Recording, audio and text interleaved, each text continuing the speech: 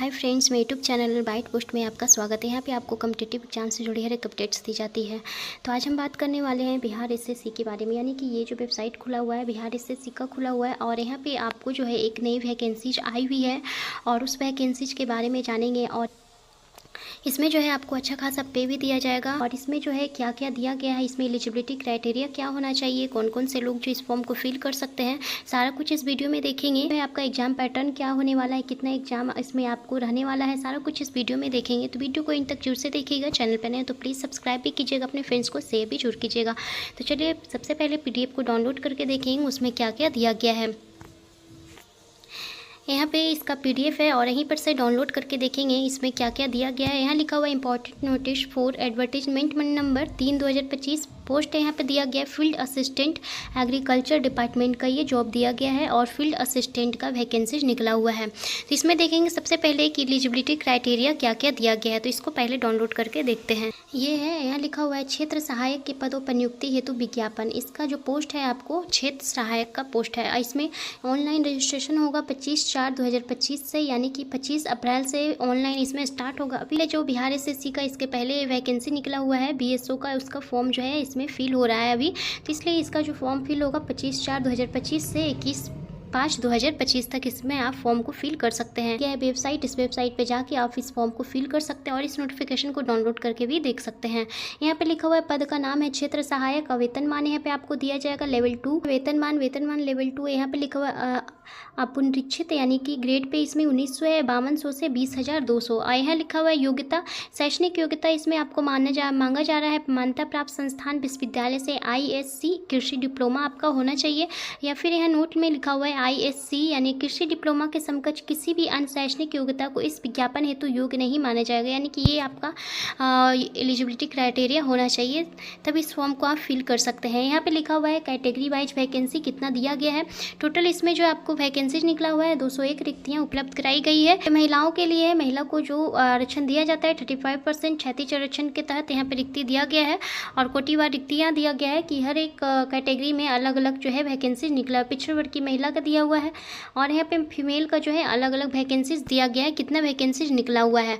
और यहाँ पे दिया हुआ है उम्र सीमा, तो उम्र सीमा जो है आपका गणना किया जाएगा 1/8/2024 के आधार पर किया जाएगा इसमें उम्र सीमा की गणना।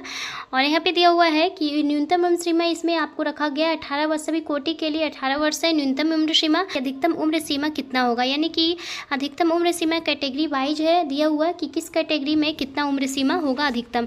अनारक्षित जो पुरुष है उनका है 37 वर्ष। तो यहाँ पे आप लोग जिस कैटेगरी से आते हैं तो देख सकते हैं कितना कितना ईयर्स दिया गया है अधिकतम।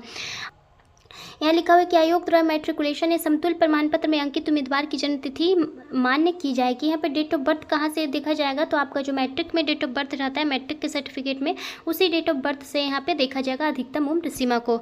और यहाँ पे दिया हुआ है, यहाँ पे लिखा हुआ है परीक्षा की प्रकृति, यानी कि आपका वो एग्जाम जो होगा वस्तुनिष्ठ होगा। तो यहाँ लिखा हुआ है कि 40,000 से अधिक आवेदन प्राप्त होने पर प्रारंभिक परीक्षा आयोजित की जाएगी। अगर 40,000 से ज़्यादा प्राप्त हो जाता है, आवेदन ऑनलाइन हो जाता है, तो यहाँ लिखा हुआ है कि प्रारंभिक परीक्षा आयोजित की जाएगी। अधिक आवेदन प्राप्त होने पर प्रारंभिक परीक्षा एक से अधिक चरणों में आयोजित की जा सकती है और विभिन्न चरणों में परीक्षा आयोजित किए जाने की स्थिति में परीक्षा परिणाम समानीकरण की प्रक्रिया अपनाते हुए तैयार की जाएगी।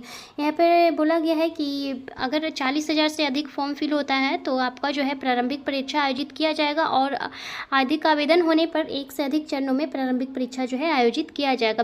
प्रारंभिक परीक्षा वस्तुनिष्ठ प्रकृति की होगी और कोटिवार उपलब्ध रिक्तियों के 5 गुना संख्या के बराबर अभ्यर्थियों का चयन मुख्य परीक्षा के लिए किया जाएगा। जब आपका मुख्य परीक्षा होगा तो कोटिवार यानी कि कैटेगरी वाइज जो है 5 गुना संख्या के बराबर जो है अभ्यर्थियों को चुना जाएगा मुख्य परीक्षा के लिए, यानी कि मेंस के लिए। इसमें आपका PT और मेंस दोनों होने वाला है। मुख्य परीक्षा है तो अलग से विज्ञापन प्रकाशित किया जाएगा, उसके लिए अलग से बताया जाएगा कि आपका जो है मेंस का एग्जाम कब होगा।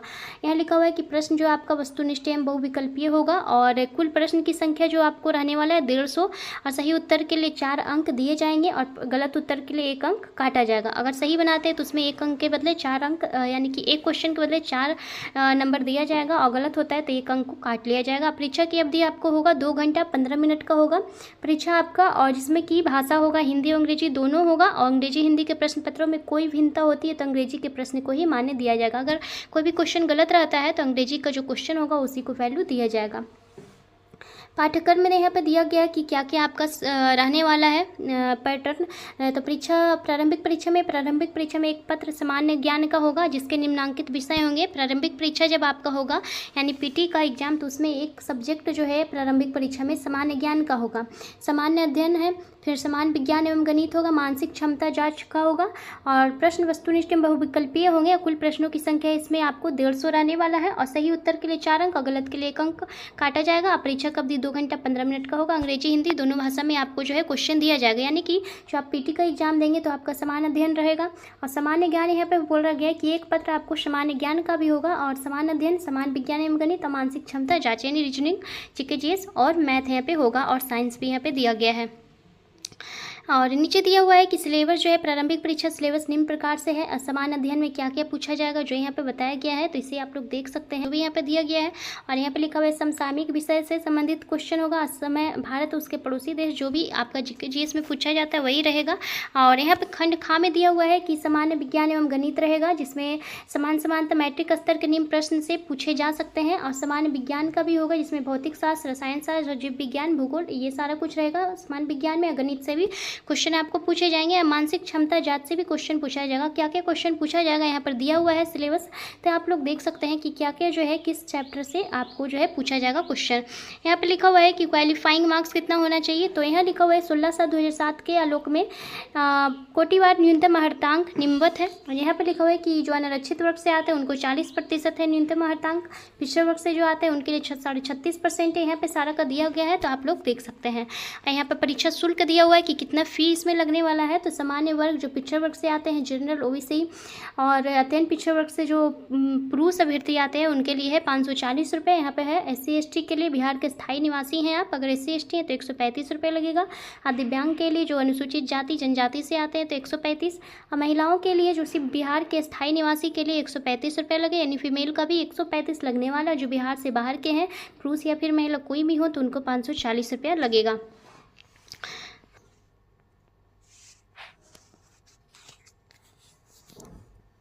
यहाँ लिखा हुआ है कि ऑनलाइन रजिस्ट्रेशन करने के पश्चात परीक्षा शुल्क जो है आपका ऑनलाइन गेटवे पेमेंट गेटवे के माध्यम से किया जाएगा। 25 तारीख से 21 तारीख तक जमा किया जाएगा आपका पेमेंट।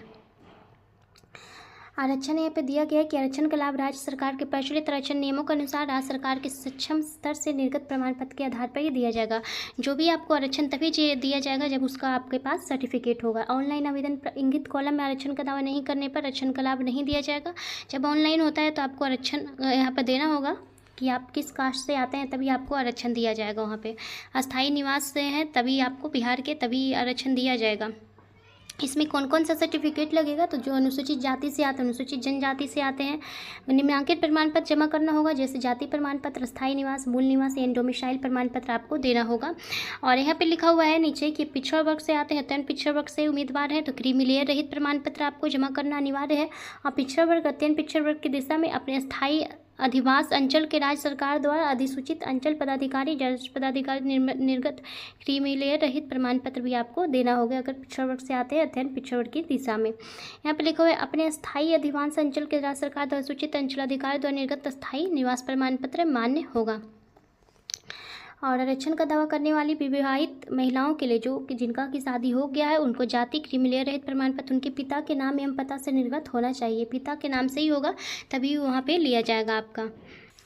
यहाँ पर दिया हुआ है कि ऑनलाइन करने का जो है प्रारंभ होने का डेट है 25 अप्रैल और 23 मई तक आप फॉर्म को फिल कर सकते हैं।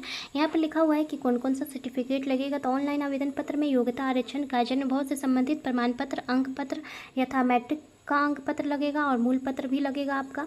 मूल प्रमाण पत्र ISC कृषि डिप्लोमा संबंधित अंक एवं मूल प्रमाण पत्र लगेगा। अस्थायी निवास, आवासीय प्रमाण पत्र, जाति प्रमाण पत्र, क्रीमी लेयर रहित प्रमाण पत्र, आर्थिक रूप से कमजोर वर्ग का प्रमाण पत्र आपको लगने वाला। स्वतंत्रता सेनानी अगर है तो उनका जो है यहाँ पर जो भी प्रमाण पत्र होता है वो लगेगा। दिव्यांगता जो है उनका भी प्रमाण पत्र यहाँ पे लगेगा। लिखा हुआ है कि योग्यता संबंधी प्रमाण पत्र वही मान्य होंगे जिनका उल्लेख उम्मीदवारों ने अपने ऑनलाइन आवेदन पत्र में किया है। अभ्यर्थियों को सभी वांछित प्रमाण पत्र मूल में काउंसलिंग के पश्चात काउंसलिंग के समय सत्यापन हेतु प्रस्तुत करना अनिवार्य होगा। प्रमाण पत्र मूल में काउंसलिंग के समय प्रस्तुत नहीं कर उनकी उम्मीदवारी प्रभावित रद्द होगी, तय समय में आयोग का निर्णय अंतिम एवं मान्य होगा। यहाँ पर लिखा हुआ है कि जब काउंसलिंग होता है तब आपको जो है वो प्रमाण पत्र देना होगा।